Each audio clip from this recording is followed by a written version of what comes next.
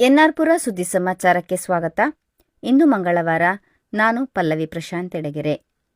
ಸುದ್ದಿಗಳ ವಿವರ. ಸ್ವಾಮಿ ವಿವೇಕಾನಂದರು ಆಧ್ಯಾತ್ಮಿಕ ಚಿಂತಕರಾಗಿದ್ದು ಯುವಜನರಿಗೆ ಆದರ್ಶವಾಗಿದ್ದಾರೆ ಎಂದು ತಾಲೂಕು ಸಿರಿಗನ್ನಡ ವೇದಿಕೆ ಅಧ್ಯಕ್ಷೆ ಹಾಗೂ ಲೇಖಕಿ ಮೀನಾಕ್ಷಿ ಕಾಂತರಾಜ್ ತಿಳಿಸಿದರು.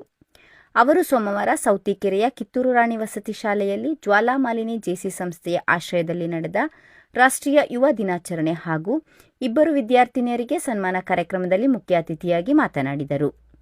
1863ರಲ್ಲಿ ಸ್ವಾಮಿ ವಿವೇಕಾನಂದರು ಜನಿಸಿದರು. 10 ಮಕ್ಕಳಲ್ಲಿ ವಿವೇಕಾನಂದರು 6ನೆಯವರಾಗಿದ್ದರು. ಸ್ವಾಮಿ ವಿವೇಕಾನಂದರ ಮೂಲ ಹೆಸರು ನರೇಂದ್ರ ದತ್ತ. ಸ್ವಾಮಿ ವಿವೇಕಾನಂದರು ಸಮಾಜ ಸುಧಾರಕರಾಗಿದ್ದರು, ದೇಶಪ್ರೇಮಿಯಾಗಿದ್ದರು.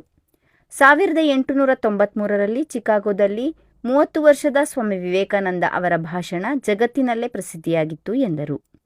ಸಭೆಯ ಅಧ್ಯಕ್ಷತೆ ವಹಿಸಿದ್ದ ಜ್ವಾಲಾಮಾಲಿನಿ ಜೆಸಿ ಸಂಸ್ಥೆ ಅಧ್ಯಕ್ಷ ಆದರ್ಶ ಬಿ. ಗೌಡ ಮಾತನಾಡಿ, ಕಿತ್ತೂರು ರಾಣಿ ಚೆನ್ನಮ್ಮ ವಸತಿ ಶಾಲೆಯ ವಿದ್ಯಾರ್ಥಿನಿಯರಾದ ಕುಮಾರಿ ದ್ರವ್ಯ ಹಾಗೂ ಕುಮಾರಿ ಪ್ರತೀಕ್ಷಾ ರಾಜ್ಯ ಮಟ್ಟದ ವಿಜ್ಞಾನ ಪ್ರದರ್ಶನದಲ್ಲಿ ಪ್ರಥಮ ಸ್ಥಾನ ಪಡೆದು ರಾಷ್ಟ್ರಮಟ್ಟಕ್ಕೆ ಆಯ್ಕೆಯಾಗಿರುವುದು ತಾಲೂಕಿಗೆ ಹೆಮ್ಮೆ ತಂದಿದೆ ಎಂದರು. ಜೆಸಿ ಸಂಸ್ಥೆಯ ಕಿರಿಯ ಅಧ್ಯಕ್ಷರಾಗಿ ಸೇವೆ ಸಲ್ಲಿಸಿದ್ದ ಅಕ್ಷತ್ ಗೌಡ ಕಾರ್ಯಕ್ರಮ ಉದ್ಘಾಟಿಸಿದರು. ಇದೇ ಸಂದರ್ಭದಲ್ಲಿ ರಾಜ್ಯ ಮಟ್ಟದ ವಿಜ್ಞಾನ ವಸ್ತು ಪ್ರದರ್ಶನ ಸ್ಪರ್ಧೆಯಲ್ಲಿ ಪ್ರಥಮ ಸ್ಥಾನ ಪಡೆದು ರಾಷ್ಟ್ರಮಟ್ಟಕ್ಕೆ ಆಯ್ಕೆಯಾದ ಕಿತ್ತೂರು ರಾಣಿ ಚೆನ್ನಮ್ಮ ವಸತಿ ಶಾಲೆಯ 10ನೇ ತರಗತಿಯ ಕುಮಾರಿ ದ್ರವ್ಯ ಹಾಗೂ ಕುಮಾರಿ ಪ್ರತೀಕ್ಷಾ ಅವರನ್ನು ಜೆಸಿ ಸಂಸ್ಥೆಯಿಂದ ಸನ್ಮಾನಿಸಲಾಯಿತು.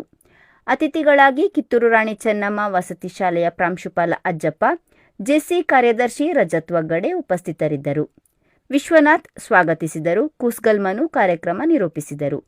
ಕಾರ್ಯಕ್ರಮದಲ್ಲಿ ಜೆಸಿ ಪದಾಧಿಕಾರಿಗಳಾದ ಚರಣ್ ರಾಜ್, ಸತ್ಯಪ್ರಸಾದ್, ದೇವಂತರಾಜ್, ವಿನಯ್, ಜೋಯಿ ಬ್ರೋ, ಪ್ರಥಮ್, ಶ್ರೀಹರಿ, ಮಂಜುನಾಥ್, ಮನು ಪಾಲ್ಗೊಂಡಿದ್ದರು.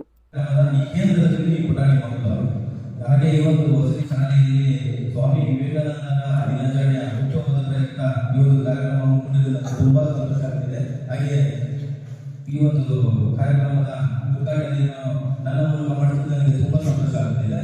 ನಮ್ಮ ಜೆಸಿ ಸಂಸ್ಥೆಯ ಅಧ್ಯಕ್ಷರು ಆಗಬೇಕಂದ್ರೆ ಒಂದು ಸಮೂಹ ಕೆಲಸ ಮಾಡಬೇಕು. ಆ ಎಲ್ಲ ಶ್ರಮದ ಪ್ರತಿಫಲ ಸಿಗುವಂಥದ್ದು ಮುಖಂಡರಿಗೆ ಮಾತ್ರ. ಒಂದು ಕಾರ್ಯಕ್ರಮ ಯಶಸ್ವಿಯಾದರೆ ಅದರ ಪ್ರತಿಫಲವನ್ನ ಆ ಲೀಡರ್ಗೆ ಕೊಡ್ತಾರೆ.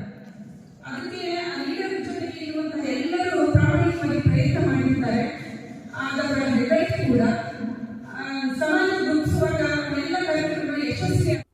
ನರಸಿಂಹರಾಜಪುರ ತಾಲೂಕಿನ ಕಡಹನಬೈಲು ಗ್ರಾಮ ಪಂಚಾಯಿತಿ ವ್ಯಾಪ್ತಿಯ ಕರುಗುಂದ ಗ್ರಾಮದ ನಿರ್ಜನ ಪ್ರದೇಶದಲ್ಲಿ ಒಂಟಿಯಾಗಿ 35 ವರ್ಷದಿಂದಲೂ ಬದುಕುತ್ತಿದ್ದ ಶಾರದಾ ಎಂಬ 75 ವರ್ಷದ ವೃದ್ಧ ಮಹಿಳೆಯನ್ನು ಗ್ರಾಮಸ್ಥರು ಸೋಮವಾರ ಬೇರೆ ರಾಜ್ಯದಲ್ಲಿದ್ದ ಮಕ್ಕಳ ಜೊತೆಗೆ ಕಳಿಸಿ ಮಾನವೀಯತೆ ಮೆರೆದಿದ್ದಾರೆ. ಕರುಗುಂದ ಗ್ರಾಮದಲ್ಲಿ ಶಾರದಾ ಎಂಬ ಮಹಿಳೆಯು ನಿರ್ಜನ ಪ್ರದೇಶದಲ್ಲಿ 35 ವರ್ಷದಿಂದಲೂ ಒಂಟಿಯಾಗಿ ಬದುಕುತ್ತಿದ್ದರು. ಊಟಕ್ಕಾಗಿ ಗ್ರಾಮಸ್ಥರ ಮನೆಗೆ ಹೋಗಿ ಊಟ ತರುತ್ತಿದ್ದರು. ಇತ್ತೀಚೆಗೆ ಮಾನಸಿಕ ರೋಗಿಯಾಗಿದ್ದು ಕಾಯಿಲೆಯಿಂದಲೂ ನರಳುತ್ತಿದ್ದರು. ಗ್ರಾಮಸ್ಥರೇ ಚಿಕಿತ್ಸೆ ಸಹ ಮಾಡಿಸಿದ್ದರು. ಈ ವೃದ್ಧ ಮಹಿಳೆಯ 2 ಹೆಣ್ಣು ಮಕ್ಕಳು ಬೇರೆ ರಾಜ್ಯದಲ್ಲಿದ್ದಾರೆ. ಮಕ್ಕಳೊಂದಿಗೆ ಹೋಗಲು ಒಪ್ಪದ ವೃದ್ಧ ಮಹಿಳೆ ಇಲ್ಲೇ ಬದುಕು ಮಾಡುತ್ತಿದ್ದರು.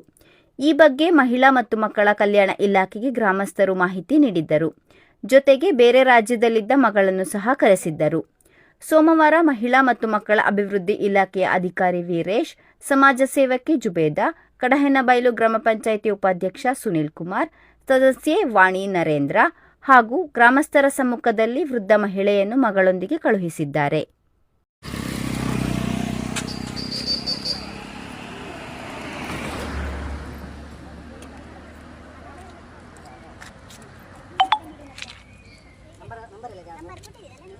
ನಂಬರ್ ತಗೊಳ್ಳಿ. ಹಂಗೇನ್ರ ಇದ್ರೆ ಸಮಸ್ಯೆ ಇದ್ರೆ ಬೇಕಾರೆ ವೃದ್ಧಾಶ್ರಮಕ್ಕೆ ಏನಾದರೂ ಸೇರ್ಸಕ್ಕೆ.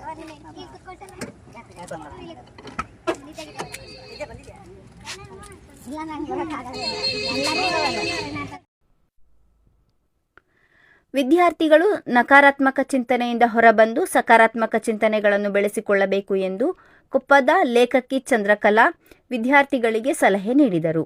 ಅವರು ಶನಿವಾರ ಕುದುರೆಗುಂಡಿ ಸರ್ಕಾರಿ ಪ್ರೌಢಶಾಲೆಯಲ್ಲಿ ಧರ್ಮಸ್ಥಳ ಗ್ರಾಮಾಭಿವೃದ್ಧಿ ಯೋಜನೆಯ ಕುದುರೆಗುಂಡಿ ವಲಯದ ಆಶ್ರಯದಲ್ಲಿ ನಡೆದ ಸ್ವಾಸ್ಥ್ಯ ಸಂಕಲ್ಪ ಕಾರ್ಯಕ್ರಮದಲ್ಲಿ ಸಂಪನ್ಮೂಲ ವ್ಯಕ್ತಿಯಾಗಿ ಭಾಗವಹಿಸಿ ಮಕ್ಕಳ ಆರೋಗ್ಯ ಸಂರಕ್ಷಣೆ ಕುರಿತು ಉಪನ್ಯಾಸ ನೀಡಿದರು.